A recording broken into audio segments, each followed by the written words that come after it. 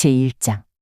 사람들이 세워준 것도 아니요 사람이 맡겨준 것도 아니요 오직 예수 그리스도께서 맡겨주시고 또 그분을 죽은 사람들 가운데서 살리신 하나님 아버지께서 맡겨주심으로써 사도가 된 나 바울은 나와 함께 있는 모든 믿음의 식구와 더불어 갈라디아에 있는 여러 교회에 이 편지를 씁니다.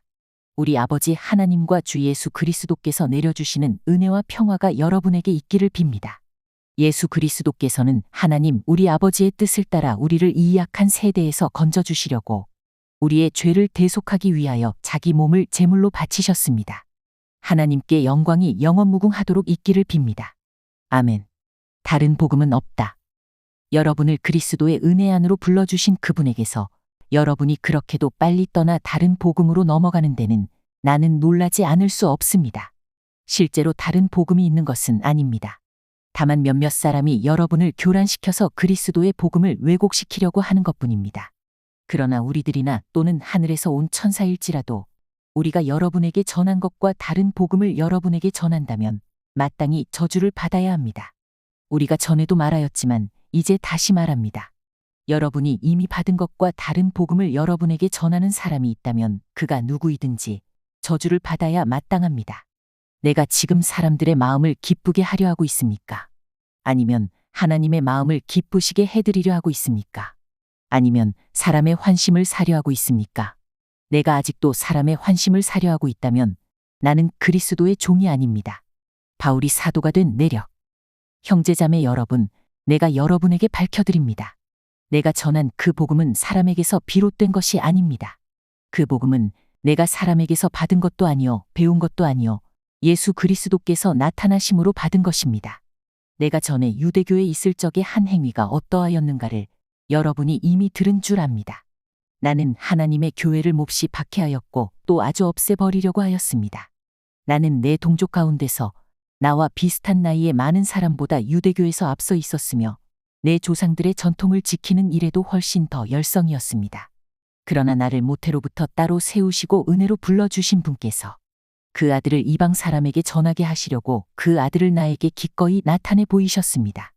그때에 나는 사람들과 의논하지 않았고 또 나보다 먼저 사도가 된 사람들을 만나려고 예루살렘으로 올라가지도 않았습니다.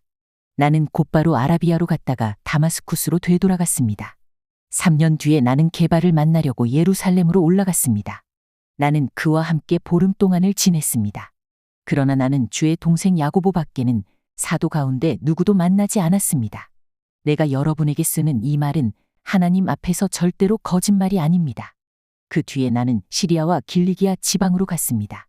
그래서 유대 지방에 있는 그리스도의 교회들은 나를 개인적으로 알 기회가 없었습니다.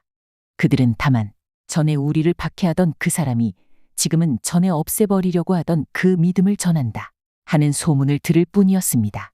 그래서 그들은 내가 한 일로 하나님께 줄곧 영광을 돌렸습니다. 제2장. 예루살렘 회의. 그 뒤에 14년이 지나서 나는 바나바와 함께 디도를 데리고 다시 예루살렘으로 올라갔습니다. 내가 그리로 올라간 것은 계시를 따른 것이었습니다.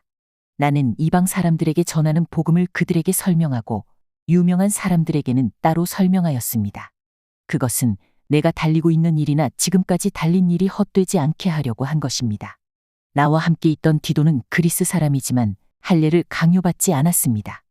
몰래 들어온 거짓 신도들 때문에 할례를 강요받는 일이 있었던 것입니다. 그들은 우리를 노예로 만들고자 하여 그리스도 예수 안에서 누리는 우리의 자유를 엿보려고 몰래 끼어든 자들입니다. 우리는 그들에게 잠시도 굴복하지 않았습니다. 그것은 복음의 진리가 언제나 여러분과 함께 있게 하려고 한 것입니다. 그 유명하다는 사람들로부터 나는 아무런 제한도 받지 않았습니다. 그들이 어떤 사람들이든지 나에게는 아무 상관이 없습니다. 하나님께서는 사람을 겉모양으로 판단하지 않으십니다. 그 유명한 사람들은 나에게 아무런 제한을 하지 않았습니다. 도리어 그들은 베드로가 할례 받은 사람에게 복음을 전하는 일을 맡은 것과 같이 내가 할례 받지 않은 사람에게 복음을 전하는 일을 맡은 것을 알게 되었습니다. 그들은 베드로에게는 할례 받은 사람에게 복음을 전하게 하시려고 사도직을 주신 분이 나에게는 할례 받지 않은 사람에게 복음을 전하게 하시려고 사도직을 주셨다는 사실을 깨달았습니다. 그래서 기둥으로 인정받는 야고보와 게바와 요한은 하나님께서 나에게 주신 은혜를 인정하고 나와 바나바에게 오른손을 내밀어서 친교의 악수를 하였습니다. 그렇게 하여 우리는 이방 사람에게로 가고 그들은 할례 받은 사람에게로 가기로 하였습니다. 다만 그들이 우리에게 요구한 것은 가난한 사람을 기억해 달라고 한 것인데 그것은 바로 내가 마음을 다하여 해 오던 일입니다. 안디옥에서 바울이 게바를 나무라다. 그런데 게바가 안디옥에 왔을 때 잘못한 일이 있어서 나는 얼굴을 마주보고 그를 나무랐습니다. 그것은 게바가 야고보가 보낸 사람들이 오기 전에는 이방 사람들과 함께 먹다가 그들이 오자 할례 받은 사람들을 두려워하여 그 자리를 떠나 물러난 일입니다. 나머지 유대 사람들도 그와 함께 위선을 하였고 마침내는 바나바까지도 그들의 위선에 끌려갔습니다. 나는 그들이 복음의 진리를 따라 똑바로 걷지 않는 것을 보고 모든 사람 앞에서 게바에게 이렇게 말하였습니다. 당신은 유대 사람인데도 유대 사람처럼 살지 않고 이방 사람처럼 살면서 어찌하여 이방 사람더러 유대 사람이 되라고 강요합니까? 믿음으로 의롭게 하여 주심을 받다. 우리는 본디 유대 사람이요 죄인인 이방 사람이 아닙니다. 그러나 사람이 율법을 지키는 행위로 의롭게 되는 것이 아니라 예수 그리스도를 믿음으로 되는 것임을 알고 우리도 그리스도 예수를 믿은 것입니다. 그것은 우리가 율법을 지키는 행위로가 아니라 그리스도를 믿는 믿음으로 의롭게 하여 주심을 받고자 하는 것이었습니다. 율법을 지키는 행위로는 아무도 의롭게 될 수 없기 때문입니다. 우리가 그리스도 안에서 의롭게 하여 주심을 구하다가 우리가 죄인으로 드러난다면 그리스도는 우리로 하여금 죄를 짓게 하시는 분이라는 말입니까? 그럴 수 없습니다. 내가 헐어버린 것을 다시 세우면 나는 나 스스로를 범법자로 만드는 것입니다. 나는 율법 앞에서는 이미 율법으로 말미암아 죽었습니다. 그것은 내가 하나님 앞에서 살려고 하는 것입니다. 나는 그리스도와 함께 십자가에 못 박혔습니다. 이제 사는 것은 내가 아닙니다. 그리스도께서 내 안에서 사시는 것입니다. 내가 지금 육신 안에서 사는 것은 나를 사랑하셔서 나를 대신하여 자기 몸을 내주신 하나님의 아들을 믿는 믿음 안에서 사는 것입니다. 나는 하나님의 은혜를 헛되게 하지 않습니다.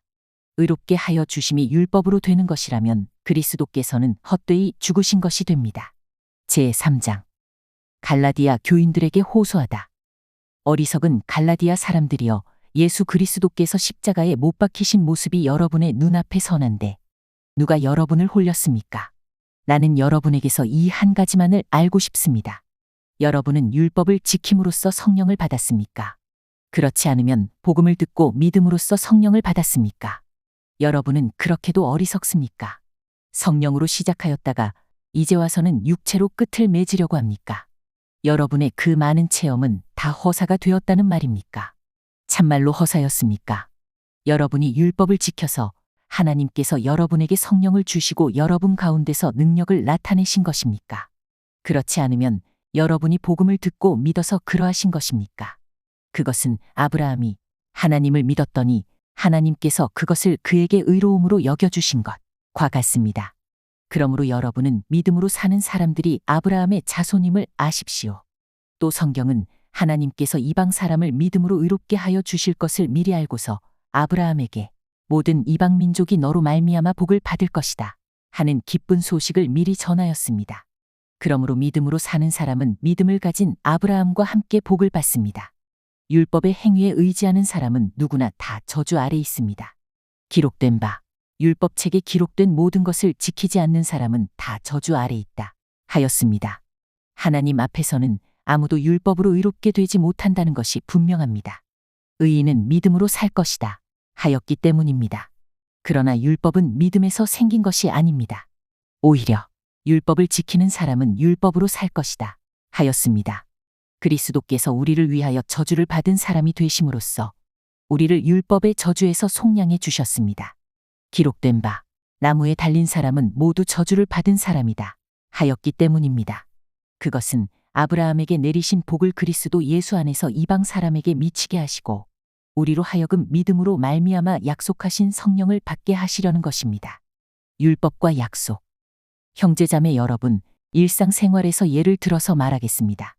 사람 사이에 한번 언약을 맺으면 아무도 그것을 무효로 하거나 거기에다가 어떤 것을 덧붙일 수 없습니다.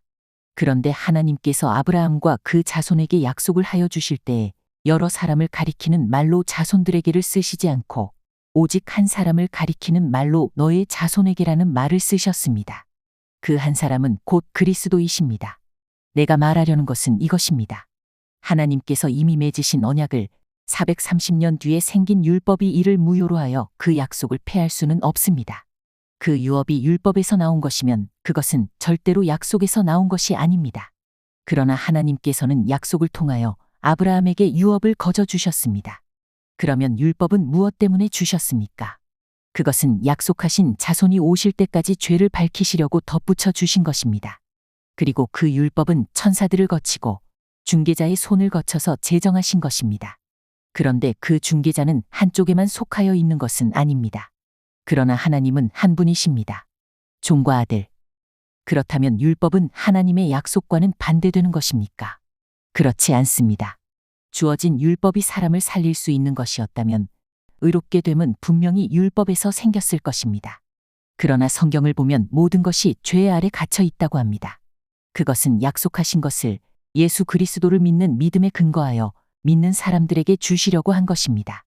믿음이 오기 전에는 우리가 율법의 감시를 받으면서 장차 올 믿음이 나타날 때까지 갇혀 있었습니다. 그래서 율법은 그리스도께서 오실 때까지 우리에게 개인 교사 역할을 하였습니다. 그것은 우리로 하여금 믿음으로 의롭게 하여 주심을 받게 하시려고 한 것입니다. 그런데 믿음이 이미 왔으므로 우리는 이제 개인 교사 밑에 있지 않습니다. 여러분은 모두 그리스도 예수 안에서 믿음으로 하나님의 자녀가 되었습니다. 누구든지 그리스도와 연합하여 세례를 받은 사람은 그리스도로 옷을 입은 사람입니다. 유대 사람이나 그리스 사람이나 종이나 자유인이나 남자나 여자나 차별이 없습니다. 그것은 여러분이 그리스도 예수 안에서 다 하나이기 때문입니다. 여러분이 그리스도에게 속하여 있으면 여러분은 아브라함의 자손이요 약속을 따라 유업을 이을 사람들입니다.